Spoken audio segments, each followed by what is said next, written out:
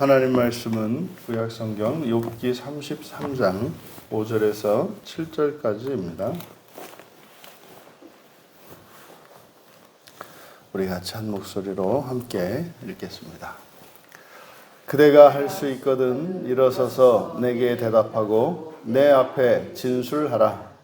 나와 그대가 하나님 앞에서 동일하니 나도 흙으로 지으심을 입었은즉 내 위엄으로는 그대를 두렵게 하지 못하고 내 손으로는 그대를 누르지 못하느니라. 아멘. 나는 그대의 입과 같다 라는 제목으로 말씀의 은혜를 나누고자 합니다. 나는 그대의 입과 같다. 이제 5절에서 엘리후는 그대가 할 수 있거든 일어서서 내게 대답하고 내 앞에서 진술하라. 여기서 대답하고 라는 말의 밑줄을 치시고 이게 슈브입니다. 슈브. 이게 슈브가 회개하다, 돌이키다, 변하다 뭐 이런 의미를 가지고 있는 단어거든요. 그래서 5절을 원문을 그대로 직역을 하면 그대가 할 수 있거든 일어서서 내게 대답하고 이렇게 되어 있는 것을 만일 당신이 나를 돌이킬 수 있다면, 그러니까 이 앞에 상반절에 우리말 성경에 할 수 있거든 이라는 말이 대답하고 라고 하는 이 말을 수식합니다. 그래서 만일 당신이 나를 돌이킬 수 있다면 이렇게 되는 거죠. 그래서 당신이 나를 바꿀 수 있다면, 나를 돌이킬 수 있다면, 그럼 여기서 돌이킨다는 것은 뭐겠습니까? 엘리후가 지금 욥과 이제 대화, 논쟁을 하려고 하는 것이거든요. 그러니까 욥의 말이 되겠죠. 나를 돌이키게 할 수 있는 당신의 말, 그것을 내 앞에 두고 배열하라. 만일 당신이 나를 돌이킬 수 있다면 그것을 내 앞에 두고 배열하라.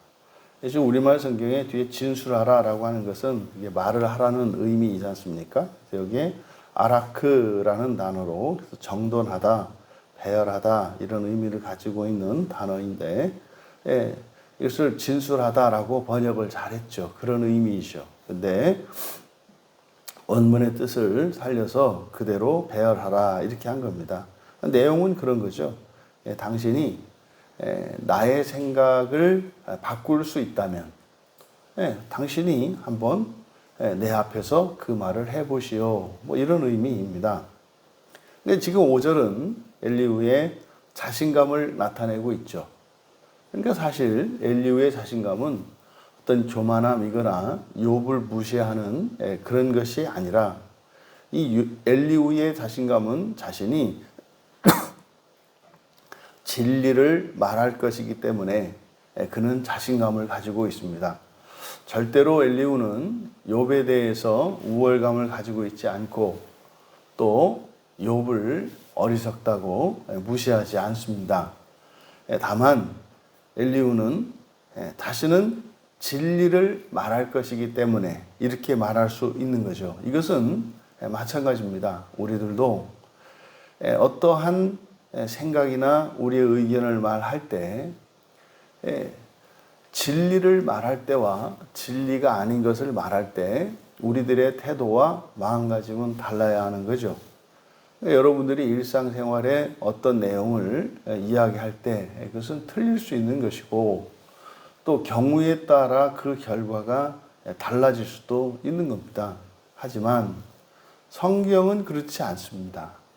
그러니까 성경의 내용을 여러분들이 다른 내용, 다른 것들을 말하는 것과 성경에 대한 것을 말할 때 여러분들은 분명히 다른 이해와 또한 다른 태도를 가져야 함에도 불구하고 내가 중심이기 때문에 뭐 그런 거죠. 나는 성격이 좀 내성적이고 그래서 말을 잘 못해. 그래서 평생 동안 이 성경에 있는 구원 진리를 누군가에게 말을 하지 못해요. 그것은 성격 때문이 아니죠. 성경에 담겨 있는 구원의 진리가 이것이 참되고 절대적인 진리인 것을 알지 못하기 때문인 거지. 무슨 성격이나 또 그 사람의 지식이나 그런 것과는 전혀 상관이 없습니다. 그러니까 지금 엘리후가 말하는 게 그런 거죠. 연장자인 욥과 욥의 세 친구에 대해서 이 엘리후가 말하기를 굉장히 꺼려했고 조심했지 않습니까? 그러니까 지금 이렇게 나서는 것은 그가 그렇게 답답함에도 불구하고 기다렸다가 이렇게 이야기하는 것은 이제 더 이상 이야기하지 않으면 안 될 정도로의 답답함이 있고 또 상황적으로도 이제는 그가 이야기할 수밖에 없는 상황이 되었기 때문에 말을 하고 있을 뿐이지 자신이 더 이들보다 더 똑똑하고 지혜로운 사람이고 이들이 자신보다 어리석은 사람이라는 생각을 갖고 있지 않다는 거예요. 그러니까 진리로 말미암은 엘리후의 자신감 그것을 나타내고 있다. 그래서요 마찬가지겠죠. 그러면 여러분 각자가 성경 진리에 대해서 구원 진리에 대해서 여러분들이 가져야 되는 마음가짐과 태도는 그래야 하는 거예요. 그래서요 항상 자신 있고 당당하게. 만약에 그걸 모르면은요 공부해야죠. 그러니까요 평생 동안 뭐 어디 가서 자신 있게 이야기하지도 못하는. 조심할 것은 뭡니까? 내가 성경 진리에 대해 성경의 구원 진리에 대해서 자신 있고 당당하게 말한다고 해서 나의 지식이 완전한 것은 아니에요. 그러니까 우리 마음가짐에 있어서는 조금도 주저함 없이 당당하게 진술해야 합니다만 하지만 나도 오류의 가능성이 있다고 하는 것을 그래서 언제나 이 겸허한 자세로 이야기를 해야 되는 거죠. 그러니까 모든 사람들은 모든 그리스도인은 자신이 믿는 바에 대해서 자신의 생각을 명확하게 그리고 그것이 성경에 기초한 것이라면 자신 있고 당당하게 말할 수 있어야 하는 거죠. 6절에서 나와 그대가 하나님 앞에서 동일하니 라고 이렇게 번역이 되어 있어요. 근데 여기에 우리말 성경에서 동일하니 라고 번역한 이 말은 입과 같다라는 말을 동일하다 이렇게 번역했어요. 그래서 여기를 그대로 직역하면 나는 그대가 하나님 앞에서 동일하니 이것이 아니라 나는 하나님 앞에서 당신의 입과 같다 이렇게 얘기합니다.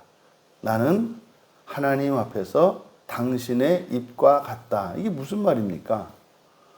이것이 대언자요 보혜사예요. 하나님 앞에서 나를 대변해 주는 자. 그러니까 나는 하나님 앞에서 당신을 대언해 주는 사람이에요. 근데요 우리의 입이 되는 게 누구예요? 그것은 첫째로는 예수 그리스도시고요. 또 하나는 천사거든요. 우리의 천사들이 우리에 대해서 하나님 앞에서 증언을 해요. 그러니까 지금 나는 하나님 앞에서 당신의 입과 같다라고 하는 이 말을 통해서 지금 우리말 성경은 이게 곤란하니까 나와 그대가 하나님 앞에서 동일하다 이렇게 했습니다만 동일하다는 의미가 아니라 당신의 입과 같다요. 그러니까요 동일하지 않아요. 왜냐하면 엘리후는 자신을요 완전한 인격체로 자신을 소개하는 게 아니라 우리의 신체의 한 기관으로 소개하고 있잖아요. 그러니까 누가 더 높아요? 엘리후가 더 크죠. 욥이 더 크죠. 엘리후는 욥의 한 지체라고 얘기를 하는 거예요. 나는 하나님 앞에서 당신의 입과 같습니다. 그러니까 저한테는 이것이 천사라고 하는 말로 들리는 거죠. 그러면 이어서 나도 역시 진흙으로부터 손가락으로 짚혔다. 흙으로 지으심을 입었은즉 여기서 이제 지으심을 입었다. 그게 이제 창조했다는 의미인데 그래서 성경에서 하나님이 사람을 창조하셨다 할 때 만들었다 여러 가지 단어들을 쓰는데 여기서는 그런 단어들을 쓰지 않아요. 여기는 카라츠라는 말을 쓰거든요. 카라츠. 그러니까 카라츠라고 하는 것은 이게 손가락으로 이렇게 엄지와 검지를 이렇게 짚는 걸 말해요. 그래서 이거 꼬집는다 그러죠. 이게 꼬집는다는 뜻이에요. 그러니까 두 손가락을 가지고 이렇게 꼬집는다. 꼬집는다는 게 뭐 사람의 살갗을 이렇게 잡는 것에 꼬집는다고 하지 않습니까? 그러니까 엄지와 검지를 사용해서 무엇인가를 이렇게 집어드는 거. 요거를 꼬집는다. 여기서 카라츠라고 한다고요. 그러니까 뭐 시장에 가가지고 반찬 가게에 가서 아줌마 이거 좀 맛 좀 봐도 돼요? 맛 한번 보세요. 물론 요즘은 젓가락으로 하지만 옛날에는 젓가락으로 안 하고 이렇게 요거를 이렇게 집었단 말이에요. 이게 딱 짠지 딱 집어서 먹고 맛있네. 간이 맛있네. 요것도 먹어볼까? 이제 손가락 빨아가면서 이렇게 요게 여기서 말하는 카라츠예요. 근데 여기서 나도 진흙으로부터 손가락으로 짚혔다. 그대로 이렇게 직역을 한다면 나도 진흙으로부터 손가락으로 짚혔다. 그러니까 나도 하나님에 의해서 창조된, 피조된 존재라고 하는 것을 나타내고 있다. 그래서 앞에 있는 내용, 나는 하나님 앞에서 당신의 입과 같습니다. 그래서 엘리후가 말하려고 하는 이것은 엘리후가 욥과 논쟁을 해서 자신의 옳음을 증명하려고 하는 그것이 아니라 사실은 엘리후가 지금 말하려고 하는 그것은 누구를 위한 거다? 욥을 위한 것이다 라고 말을 한 거예요. 그리고 나는 결코 그렇다 하더라도 내가 당신보다 우월한 존재가 아닙니다. 나도 피조된 자입니다. 하지만 여기에 하나님이 창조하셨는데 사람을 창조한 것과는 다른 방식으로 창조되었다는 것을 여기서 나타내요. 손가락으로 짚었다. 그래서 하나님이 천지를 창조하셨을 때 나타내는 표현. 그래서 하늘에 해와 달과 별들을 주의 손가락으로 창조했다. 이렇게 얘기를 하거든요. 그러니까 사람은 만들었다, 창조했다. 이렇게 얘기하시는데 바로 손가락으로 만드셨다. 그러니까 여기서 지금 요 카라츠가 그러니까 지금 이 6절에서 이야기하는 바 나도 피조된 자로서 당신보다 우월한 존재가 아닙니다. 오히려 나는 하나님 앞에서 당신의 입과 같아서 당신을 도우려는 것에 불과합니다. 이런 의미인 거죠. 그러니까 이 6절에서도 앞으로 욥과 논쟁을 하겠습니다마는 이것은 자신이 우월한 지위에서 하는 것이 아니라 진리의 대변자로서 그리고 이 논쟁을 하는 목적은 욥을 위하여 하나님 앞에서 하는 것임을 밝히고 있다. 이것이 사실상 전도자들의 바른 태도죠. 복음을 가지고 있는 자들은 나는 이미 구원을 받았고 당신은 구원을 받지 않은 사람이니 나는 당신의 생명의 은인이고 당신은 내가 이 복음을 전하면 그냥 감사하는 마음으로 두 손으로 그냥 받아라. 이런 자세는 이것은 복음 전도자의 바른 자세가 아닌 거죠. 그러니까 지금 엘리후의 이 말 속에서 구원의 신비를 알고 있고 그 구원의 영광을 얻은 그리스도인들이 복음을 전파할 때 가져야 되는 바른 태도를 우리가 배울 수 있습니다. 이어 7절에 내 위엄으로는 그대를 두렵게 하지 못하고 내 손으로는 그대를 누르지 못하느니라. 여기서 내 위엄으로는 이라고 이제 번역한 요 말 여기서 위엄은 에마인데 이 에마는 두려움과 공포입니다. 이거는 어떤 권위와는 좀 다른 거예요. 권위와는 좀 다른. 그러니까 여러분들이 그냥 어떤 분야에 있어서 전문가들에게는 또 어떤 직분이나 어떤 신분은 권위를 주죠. 그 사람에게. 그래서 키도 작고 힘도 없고 몸도 정상이 아니야. 근데 그 사람이 대통령이야. 그러면은 그래도 절대로 그 사람을 만만히 볼 수 없죠. 왜요?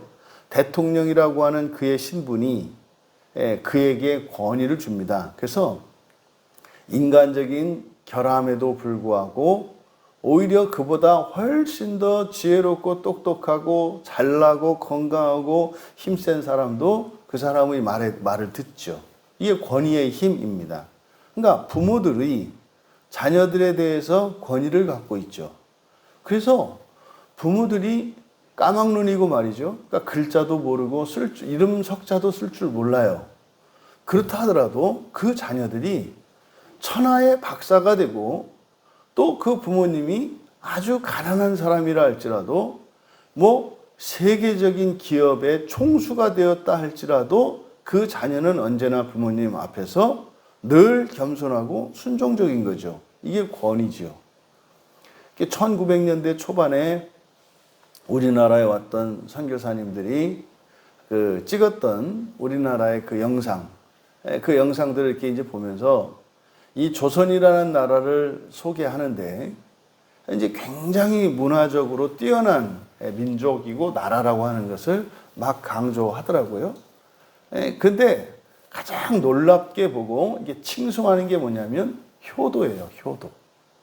이 나라에는 효라고 하는 문화가 있는데 이 효도는 자식들은 정말로 아주 힘이 없고 늙어 빠지고 정말 이제는 치매에 걸리고 정말 쓸데없는 것 같은 그런 노인인데도 지극한 정성으로 섬기고 심지어 그런 치매에 걸린 부모의 말에 순종하는 자식들을 보면서 이 선교사들이 놀래요.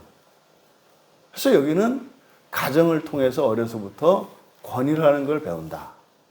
그래서 어른들을 존중하고, 그러니까 나이 많은 노인들을 존경하고, 그러니까 무조건적으로 나이 많은 사람들의 말을 나이가 적은 사람이 듣는. 그러니까 이것은 요즘에 뭐 꼰대 이것을 얘기하는 게 아니라 사실은 꼰대라고 하는 말이 권위가 해체된 사회의 반증이죠. 그러니까 부당하죠. 일방적으로 무조건 어른의 말을, 그러니까 연장자의 말을 무조건 따른다는 일이 얼마나 불합리하고 얼마나 비합리적입니까? 그런데요, 아무 문제 없이 세상이 잘 굴러가요. 그렇게 돼도. 그럼 지금은요, 연장자의 말을 듣는 게 아니라 더 실력이 있는 사람, 또 요즘 더 새로운 지식을 가지고 있는 사람의 말을 들어야 된다. 이렇게 했을 때 세상이 평화로워집니까? 아니거든요. 아니거든요. 뭐 요즘에 강단에서조차 무조건 남자들은 여자의 말을 들어야 가정이 평화롭다 그러는데 과연 가정이 평화롭습니까? 여성들이 가정에서 주도권을 쥐고 결정권을 가지고 살아가는 이 시대가 평화로워 보이세요? 여러분들이? 그러니까 여러분들은 특히 여성들이시니까 여러분들이 그렇게 결정권을 여기는 가지신 분들이 없으신데 그래도 여러분들이 모든 결정권을 다 갖고 이렇게 산다고 해서 가정이 평화로울 것 같으세요? 아니에요. 권위가 해체되면은요, 권위로 인해서 생기는 부작용이 있어요. 반드시 있습니다. 왜요? 그 권위를 가진 사람이 권위자답지 않은 경우, 그 권위를 가질 만한 자격이 없는 경우도 분명히 있거든요. 그래서 권위가 존중되는 그것으로 말미암아 얻을 수 있는 유익과 또 그 권위의 부작용과 이런 비합리성 때문에 권위를 해체되었을 때 우리가 겪게 되는 그 부작용과 해를 비교했을 때 권위로 인해서 얻는 유익이 훨씬 큽니다. 이게 지금 역사적으로 오늘날 이 시대에 이렇게 나타나는 거죠. 그러면서 그 선교사님이 이 한국의 효문화라고 하는 걸 통해서 사실은 그분들은 한국에 와서 제5계명을 받겠죠. 오히려 그리고 이 조선이라는 나라를 통해서 왜 부모를 공경해야 하는지, 왜 연장자들에게 무조건적인 복종과 권위를 부여해야 하는지를 역사적으로 본 거예요. 아, 이렇게 하니까 이렇게 되는 거구나. 이렇게 되는 거구나. 그게 이제 되게 인상적이었거든요. 그러니까 여러분, 여기서 말하는 위험은 그런 거 아니에요. 그런 권위가 아니라 그것과는 차별화되는 어떤 두려움, 힘과 어떤 폭력에 의한 그런 겁니다. 이게 뭐예요? 깡패 같은 거죠. 지나가는데 어떻게 해요? 뭐 생긴 게 우락부락하고 몸에 문신이 막 있고 뭐 칼자국이 있고 막 상처가 있고 이런 거예요. 그런 사람들로부터 느끼는 두려움 이런 거죠. 그러니까 직접적으로 나에게 폭력을 가하거나 위협하진 않았어. 그러니까 공포나 이런 건 아니야. 하지만 그 사람이 가지고 있는 그게 사실 거짓 감정이거든요. 나한테 뭐라고 하지도 않았는데 그냥 내가 무서워해. 요거를 이제 위험이라고 하는 거예요. 그래서 위험으로 번역한 요 단어가 그런 거예요. 그러니까 내 위험으로 그대를 두렵게 하지 못한다. 여기서 두렵게 한다는 것은 뭐 그런 겁니다. 여러분이 이렇게 누가 가는데 뒤에서 갑자기 와가지고 누구야 이러는 거예요. 집사님 얼마나 놀래요, 그렇죠? 여기서 두렵게 한다는 게 바로 그겁니다. 이 바하트라고 하는 것은 깜짝 놀라게 만드는 거예요. 깜짝 놀라게 만드는 거. 그러니까 뭡니까? 이거는 그런 거죠. 여러분들이 아주 무시무시하게 여기는 어떤 사람이 있어요. 근데 길을 가다가 앞에서 딱 보면 어떻게 해요?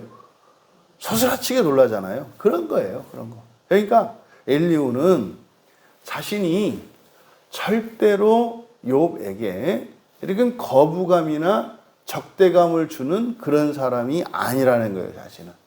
그러니까 나를 조금 더 꺼려하거나 무서워할 필요가 없는 사람입니다. 그렇게 할 수도 없는 사람입니다. 그러니까 당신이 보기에 오히려 만만하게 보이는 사람이지 당신을 어렵게 하는 그런 사람이 아닙니다. 왜 나는 그냥 나이도 어리지 않습니까? 또 이어서 내 손으로는 그대를 누르지 못하느니라. 여기서 손이라고 번역했는데 손 아니고요. 에케프니까 이거는 압박이에요. 압박. 이게 누르는 겁니다. 힘으로 압박.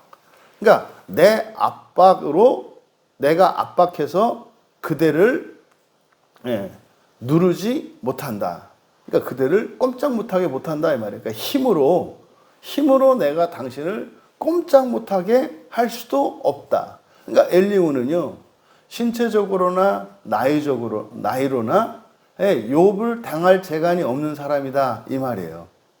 그러니까 그런 거 있지 않습니까? 뭐 10대의 아주 어렸을 때, 뭐 한 자리 숫자 나이를 먹었을 때 아이들이 뭐 7살, 8살, 9살 먹은 아이들이 뭐 이렇게 부모님한테 감히 이렇게 힘으로 덤비거나 이러지 않잖아요. 물론 이제 뭐 애들에 따라 다를 수 있습니다만 일반적으로 그렇게 되지 못하잖아요. 그러니까 어떻게 해요? 20살 될 때까지 기다렸다가 덤비는 거 아니에요, 애들이? 그러니까 지금 엘리후가 그런 얘기를 하는 거예요. 지금 신체적으로나 또 사회적으로나 내가 당신을 억압하거나 이렇게 강제할 수 있는 힘이 내게는 없습니다. 오히려 당신이 나보다 힘도 세고 오히려 당신이 나보다도 연장자고 그러니까 대화를 한다고 해서 당신이 조금 더 부자유하거나 불안하거나 뭐 불리할 게 없습니다. 뭐 이런 얘기를 하는 거죠. 여러분, 제가 이걸 많이 느껴요. 이제 우리가 구원이 뭡니까? 사람이 신 되는 겁니다. 그리고 나서 지옥은 뭡니까? 뭐 천국 이런 얘기를 이제 하잖아요. 제가 이런 얘기를 이렇게 이제 하다가 제 말을 안 들으면은 제가 막 때리고 그 사람을 잡아다가 묶어서 가두고 뭐 이럽니까? 그냥 얘기할 거 아니에요? 어떻게 뭐 제가 그럴 수 있겠어요? 그럴 힘도 없고 뭣도 없어요. 근데요, 사람들은 어떻게 해요? 지금 엘리후가 욥에게 이야기하는 것처럼 그런 두려움을 느껴요. 그런 압박감을 느껴요. 야, 이 목사님하고 계속 얘기하다가는 내가 이거 잘못되겠구나. 큰일 나겠구나. 그러니까 지금 욥에게 이런 마음이 있는 거예요. 어제는 정말 감사했죠. 어떤 사모님에게 그 복음을 전했는데, 이게 받아들이는 거예요. 이렇게 받아들이는 거예요.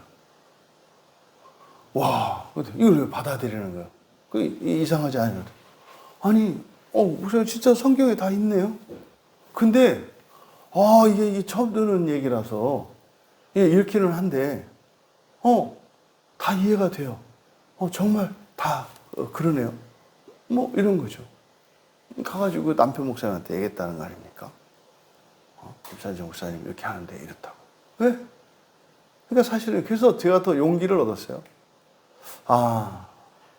이게 소극적으로 정말 하지 말고 듣든지 안 듣든지 정말 사람들을 만나면 계속해서 해야 되겠구나. 이게 들리는 사람한테 들리는구나. 그리고 성경을 정말로 하나님의 말씀이라고 믿는 분들은 이걸 받아들이는구나. 얘기해야 되겠더라고요. 근데요, 엘리후가 지금 욥에게 말하는 것처럼 이렇게 사람들이 잘못 알고 있는 것을 전하려고 할 때 그들이 느끼는 어떤 압박감이나 두려움이 내게 공감되는 이유는 뭘까요? 내가 옛날에 그랬기 때문이에요. 그리고 심지어 내 안에 그런 생각이 있는 거죠. 그러니까 엘리후는 진리이기 때문에 그냥 전하는 것 뿐이라는 거예요. 지금 엘리후가 하는 얘기는. 진리이기 때문에 나는 그냥 전하는 겁니다. 당신이 내가 하는 말 때문에 강요를 받거나 이것 때문에 두려움을 가질 필요 없습니다. 언제든지 당신은 나의 이야기를 거부할 수 있고 반박할 수 있습니다. 그러니까 사실상 지금 7절에서 하는 이야기는 욥이 가지고 있을지도 모르는 심리 상태를 말하는 거죠. 이게 이제 우리들의 일상에서 경험되는 거예요. 그러니까 지금 무장해제시키는 거죠. 절대로 저를 이상하게 보지 마세요. 저는 그냥 성경에 있는 말씀을 그냥 전할 뿐이고, 그리고 그 성경이 참으로 그런가 같이 확인만 하면 될 일이지, 마치 그게 내가 성경에 근거하지 않고 그냥 인간적인 생각으로 뭐 그냥 책 몇 권 읽고 거기 있는 내용을 지식을 자랑하는 게 아니라는 거죠. 그러니까 저는 여기서 엘리후가 나는 그대의 입과 같습니다 라고 하는 이 말이 확 와닿는 거예요. 그러니까 이것은 이때나 지금이나 이 참된 구원의 진리를 전하는 환경이 이렇고 그것을 받아들이는 사람들의 태도와 반응이 이런 것이고, 또 전하는 사람의 마음속에 이런 염려와 걱정과 두려움이 있는 것이구나. 똑같구나.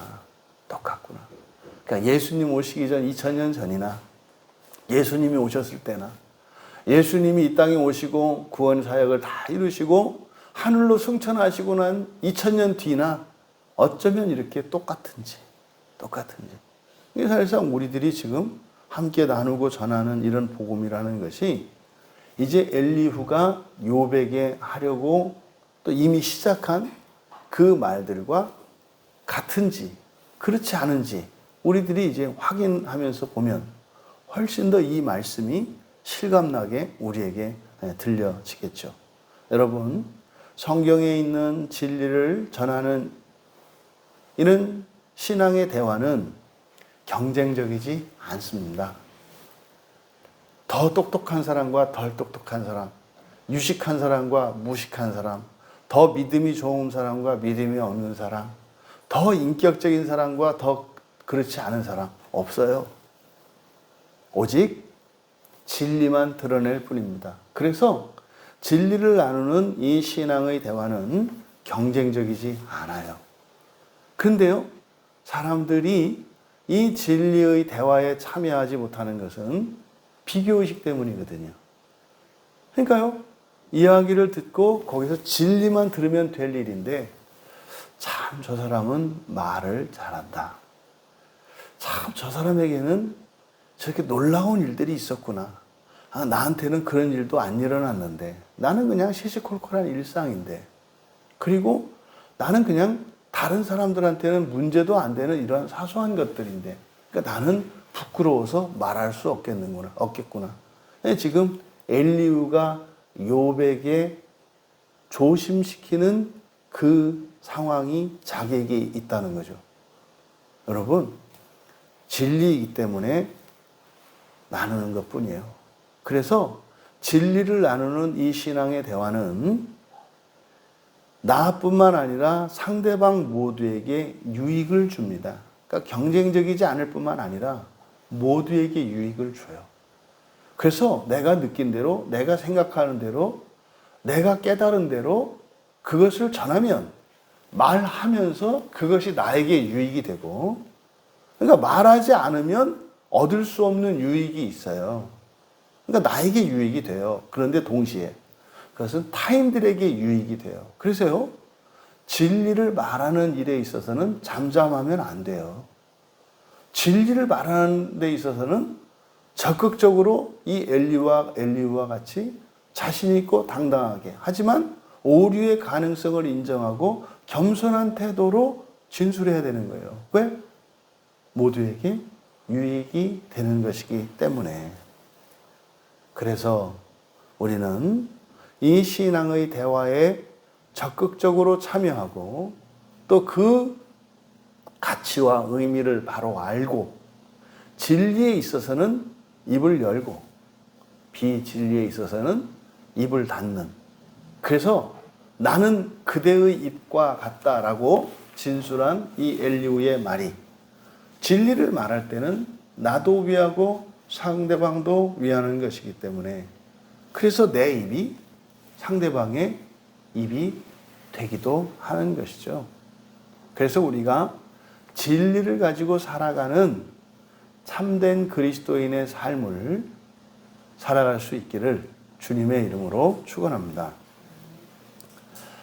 존귀하신 하나님, 하나님의 구원의 진리가 얼마나 놀랍고 영광스러운지요. 나를 위하고 상대방을 위하고 이 세상 모두를 위할 수 있는 것이 진리를 말하는 것이고 진리를 전파하는 것임을 믿습니다. 그리스도인으로서만 누릴 수 있는 영광과 또 그 거룩한 일에 여러 가지 잘못된 생각과 거짓 감정으로 인하여 주저하며 살아왔던 저희들의 지난 날을 되돌아보게 하시고 각자의 분량에 따라 깨닫게 된 진리를 변증하고 또한 진리를 나누는 이 일의 영광과 유익을 알아 이 세상에 진리로 더욱 충만케 되어지는, 그래서 그 진리로 말미암아 구원하고 구원받는 일들이 날마다 더하여지는 시대가 될 수 있도록 은혜를 내려 주시옵소서. 감사하며 예수님의 이름으로 기도하옵나이다.